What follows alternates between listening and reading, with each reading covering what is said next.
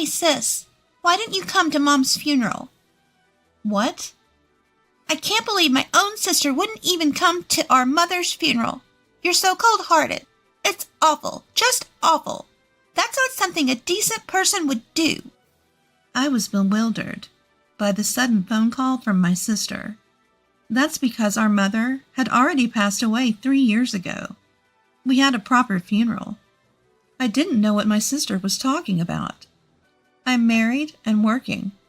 I've been blessed with children. Since we both work, we make sure to give our children extra love and attention so they don't feel lonely. My husband is supportive in both housework and childcare, and I'm proud of our ideal family. I have a strong desire not to let my children experience the same things I did. My parents divorced when I was in elementary school, due to my mother's affair. My father found out about the affair because I told him. Though it's often thought that children will always side with their mother, that wasn't the case for me. My mother was far from the ideal mother figure everyone imagines. I have no memories of being loved by her. I have one younger sister, but my mother only doted on her. It was as if even spending time on housework was a waste. So all the housework was left to me. It's more accurate to say it was forced on me. My mother despised me for revealing her affair and hated me more than ever. She constantly berated me for telling, and I was left with physical and emotional scars. When the divorce was finalized, she took my sister and left. Still, thanks to my father and grandparents, I maintained a relationship with my sister where we met regularly. But as I entered middle school, the number of times I saw my sister decreased.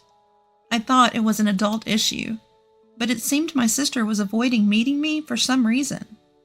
I asked her if I'd done something to upset her after being turned down a few times.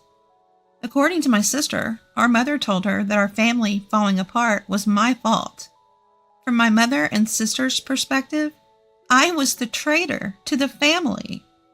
My sister said that if she kept meeting a traitor like me, she would be the next one to be abandoned. She couldn't bear to contact or meet me behind our mother's back anymore. She wanted me to stop. I explained that our mother was the one who betrayed us first by cheating on our father and causing our family to fall apart. My sister knew about our mother's affair. It's just that I was the one who told our father. Even though she understood, she still insisted that I was the traitor to her, as she had to live with our mother. She wouldn't listen, saying it was my fault for not being able to turn a blind eye. During all this, my father remarried. I got a new stepmother. At first, it was awkward, but my stepmother tried her best to be the ideal mother figure. Seeing her efforts, I decided to cherish my new family and stepmother. I stopped contacting my sister, and before I knew it, we had completely drifted apart. I had no lingering feelings for my biological mother, who only loved my sister. I was allowed to go to college and secured a job. Just when I thought I could finally repay my father and stepmother, my father passed away in an accident. Even though we had grown distant, I informed my sister that our father, who was still her father, had passed away. However, my sister did not offer any words of condolence. After saying, "Serves him right," she laughed scornfully. "Ha ha ha ha ha." I thought she would still come to the funeral, but my biological mother and sister never showed up. However, when we discussed my father's inheritance later, my biological mother and sister suddenly appeared. Everyone present was taken aback by their flashy and inappropriate attire and makeup.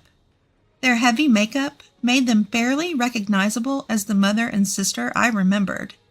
I was surprised that they both seemed to enjoy dressing so ostentatiously. "At least tell us the date for deciding the inheritance. We had to check every day because we didn't know when it would start." From the end of the funeral until today, my mother had been watching nearby, hoping to participate in the inheritance discussions. I think she should have just shown up at the funeral instead. That's because the inheritance discussion was scheduled for today, as soon as possible after the funeral. Because of what you said, my poor little daughter had to suffer. You're going to give us a fair amount, right? Even though they divorced and lived separately, the children still had the right to inherit. I had no intention of refusing that. In the first place, my father's personal assets were not so large that they could be distributed among the family. I can earn my own money by working, and my stepmother is still young enough to continue working. She seems to be planning to work for a while longer, so even if I gave my father's property to my biological mother, my stepmother wouldn't struggle financially. Besides, I didn't want any more disputes, so I gave up my claim to my father's inheritance. What a stupid man! He made such a fuss about a simple affair and wanted a divorce. I agreed to the divorce because being with such a small-minded man made my own heart narrow, too. Yeah, it wasn't our dad who dumped Mom. It was Mom who dumped our stingy dad. Poor big sister for living with such a father. My mother insulted and ridiculed my deceased father. Laughing crudely, my sister joined in, disparaging my father as well. My sister even dissed me, saying it was pitiful that I was raised by a father who was dumped. Neither of them showed any empathy or understanding for the sadness and loss my father experienced after being betrayed. You can say whatever you want about me, but please don't speak ill of our deceased father. What? What's the traitor saying? You're the root of all evil. That's right. And what's with that plain look? You don't look like you're in your 20s. You look older than your mom. With that appearance, you probably don't have a boyfriend, right? If you can't attract a man, what's the point of being a woman? If you don't think so, then you're full of flaws as a woman. After an intense argument, my mother and sister told me, "Never contact us again," and stormed out. I couldn't feel anger or disappointment towards my mother and sister, who wouldn't consider others' opinions and only insisted on their own. It was utter emptiness. In that moment, their existence was erased from my life.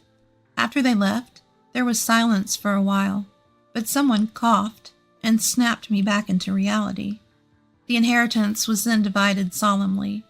Years later, my stepmother inherited the house my father left, and I continued living there. I wasn't sure, but I believed she was thinking about me. Even though I was an adult, my stepmother tried to be a mother figure for me. Her support made me very happy, but then she became ill and was hospitalized. I'm sorry I didn't ask you to live with me, just so you could take care of me. I know, but even if we lived separately, I would have taken care of you if you were hospitalized, so don't worry. I visited the hospital to take care of my stepmother during breaks from work. I didn't want to have any regrets like I did when my father was ill. You could call it self-satisfaction. Her time was limited, so I wanted to spend as much of it with her as possible. One man supported me through all of this. Before my stepmother's illness was discovered, we had been discussing marriage, but right before we decided to get married, her illness was revealed. I asked to put the marriage on hold for a while, but my partner said it would be better to reassure my stepmother, and his presence became indispensable to me. At the right time, I introduced him to my stepmother. He told my stepmother, "I'm looking forward to living together with the three of us. He's a wonderful person. I have to make sure I see you in your wedding dress on behalf of your father, too." It seemed to be her greatest joy, and she lived longer than initially expected. But a few days after my wedding, she passed away, joining my father. My stepmother was wealthy, and I inherited a large amount of money. 3 years later, and with what my stepmother left behind, I was able to build a happy family. However, my husband and I decided from the beginning of our marriage that we would continue working and live within our means, not relying on the inheritance. Today, as always, I went to work and I received a phone call from an unknown number on my personal cell phone. I thought it was a sales call or something and didn't answer. Then it calls again and again by the minute. Maybe they're calling without realizing it's wrong. I answered at the end of the day and found it was my sister, who I had broken up with. Finally, why didn't you come? What are you talking about? How could you forget? Our mother's funeral, of course. She seemed to be crying heavily. What are you talking about? Our mother's funeral was 3 years ago. Huh? She paused for a moment and then continued angrily. Oh, maybe your stepmother died too. I'm talking about our real mother. And calling someone you're not even related to mother is disgusting. I was irritated, but I ignored her attitude, realizing that losing her mother must have been a huge shock to my sister. To me, my real mother was my stepmother, who had married a man with a child and became a mother to a middle school student overnight. I didn't fully understand this until I had a family of my own, but I think the period of nurturing a life within oneself is the time for a mother to develop self-awareness and commitment. Of course, I am aware that many people can build wonderful family relationships, even without a blood connection, such as through adoption. However, becoming a mother to a middle schooler all of a sudden is certainly not an easy task, no matter how you think about it. When I consider the efforts and anxieties of my stepmother, all I can feel is gratitude. I am forever indebted to the stepmother who raised me, and she is the image of the mother I strive to be. Blood connections are trivial. In reality, the so-called real mother my sister refers to never even looked at me. So when I hear the word mother, I think of my stepmother who raised me, not my birth mother. I was not dumbfounded. I genuinely believed she was talking about my stepmother. Finally understanding my sister's words, I replied in a disinterested manner, "Oh, I see." I could hear what sounded like her banging or stomping on something over the phone. What? That indifferent attitude? The funeral is over. It's terrible not to attend your own relative's funeral.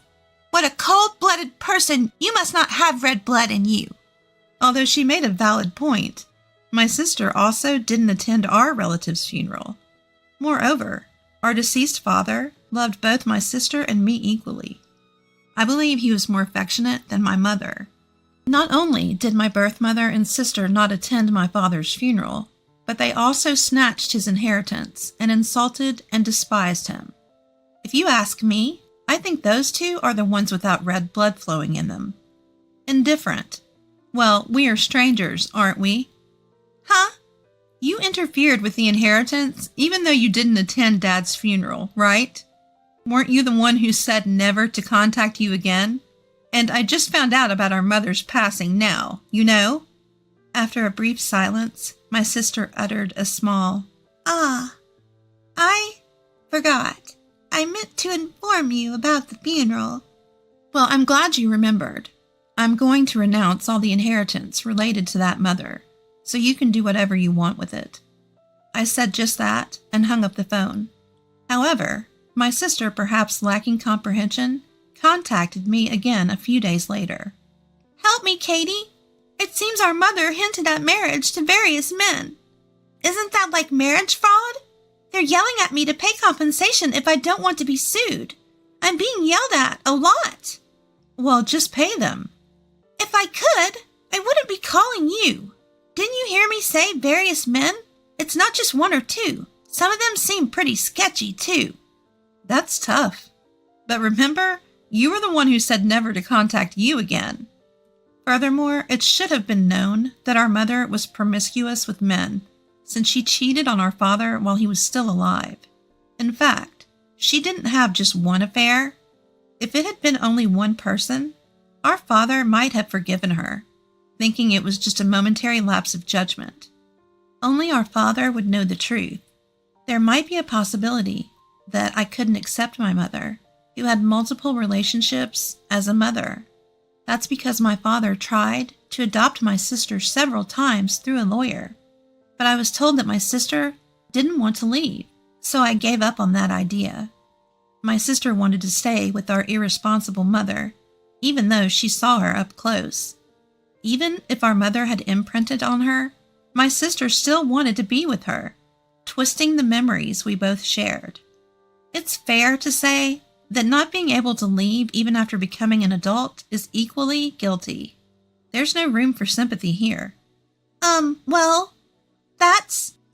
And you're the one who called me a traitor all along. I don't need a sister who calls me a traitor. You are the one who declared us strangers first. I don't need you coming around now acting all like family. It's a nuisance.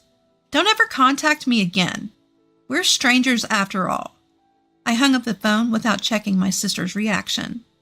I blocked her number and went back to the house where my family was waiting. Later, I received a call from my biological mother's relatives. I thought we were done, but they apologized for the rudeness my mother and sister had shown me, so I decided to hear them out. The relatives remembered how harshly my mom treated me and were shocked that she could shamelessly claim my father's inheritance after we had separated. They apologized profusely for allowing the visit during a time when my grief had not yet healed. But that's all in the past now. Next, they talked about my sister. Apparently, she's just as irresponsible with men as our mother. Ever since my sister came back, they had warned her numerous times that she would eventually suffer if she didn't change her ways. But instead of changing, my sister became just like our mother, and they could no longer control her. Our mother got involved with bad men, and my sister was being forced into criminal activities, feeling cornered. My sister was also dating multiple men at the same time, leading to several intense confrontations.